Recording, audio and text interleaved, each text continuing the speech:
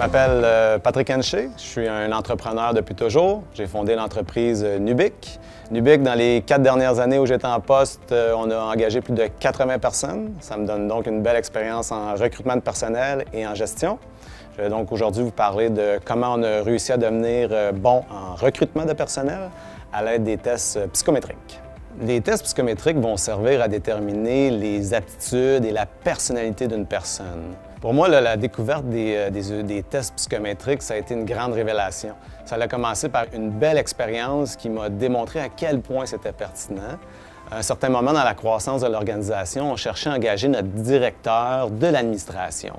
On avait donc utilisé les moyens traditionnels. On est allé sur JobBoom, puis on avait fait un affichage de poste. L'affichage a eu beaucoup de succès. On a reçu plus de 160 candidatures. Ça a pris 2 semaines, faire le premier tri, les appels de qualification, voir si la personne en avait du bon sens. La finalité de ces 2 semaines-là, c'était 5 rencontres. J'avais 5 personnes à rencontrer dans le but de déterminer si ça allait être le bon candidat pour le poste. Suite à ces 5 rencontres-là, avec une approche traditionnelle, j'ai eu aucun coup de cœur. C'est là que la vie a bien fait les choses. J'ai rencontré quelqu'un qui était spécialiste des tests psychométriques puis qui m'a aidé dans mon recrutement. On a donc envoyé une invitation à ces 160 mêmes personnes-là de passer le fameux test psychométrique. Et de là est sorti 5 profils. 5 profils qui étaient tous très pertinents quand je les ai rencontrés. Et j'ai eu la chance de trouver à travers ces 5-là la personne, Chantal, qui a comblé le poste, puis qui est arrivée avec toutes les qualités que le poste avait besoin et que moi j'avais besoin en tant que proche collaborateur de cette personne-là. La procédure pour démarrer le test auprès des gens qui appliquent pour le poste, c'est de leur envoyer un courriel avec un lien dans lequel ils pourront accéder au fameux test psychométrique.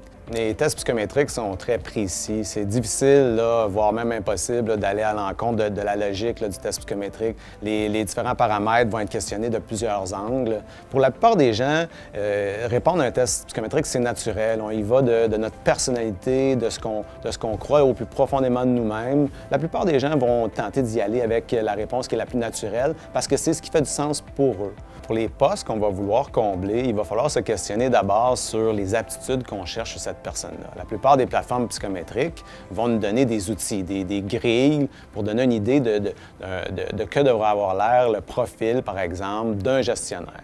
Par exemple, un gestionnaire, une des compétences, une des aptitudes qu'on voudrait qu'il ait, c'est son niveau d'organisation. C'est un critère pour lequel il ne faut pas passer à côté. Si on prend un vendeur, par exemple, on s'attend à ce qu'il soit motivé. Il faut que la personne soit extrêmement motivée à atteindre les résultats, c'est-à-dire d'aller vers son closer un deal. C'est important que la personne soit motivée par un apport financier, parce que c'est comme ça qu'on va généralement les compenser. Donc, c'est des exemples d'attributs qu'on va vouloir mesurer pour des postes spécifiques. Les gabarits pour les postes à combler existent déjà dans le système. Si on parle d'Atman, par exemple, il y a environ 200 postes déjà existants de toutes les natures imaginables. La plupart du temps, on va prendre ces postes-là, puis ensuite, on va les configurer pour qu'ils soient un petit peu plus personnalisés à notre réalité. Donc, à partir de là, on est capable de faire un nombre infini de gabarits avec lesquels on va vouloir matcher les candidats. Il n'y a pas de mauvais profil. Ce qui est une qualité dans un poste peut être un défaut dans un autre poste. Si, par exemple, on prend encore une fois l'exemple du gestionnaire et du vendeur, bien, le gestionnaire, on le veut très organisé, puis le vendeur, on le veut moins organisé. On veut qu'il, dans le quotidien, il soit capable de s'adapter rapidement sans avoir un haut niveau d'organisation. C'est donc un exemple d'attitude qui peut être bonne dans 2 postes différents.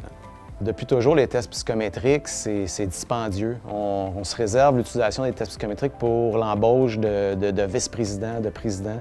Cette réalité-là, elle a changé. On peut dire qu'il y a une démocratisation au niveau de l'accès aux tests psychométriques. C'est rendu maintenant abordable et accessible. On peut y accéder facilement par Internet, passer le test sur Internet et également y consulter les résultats.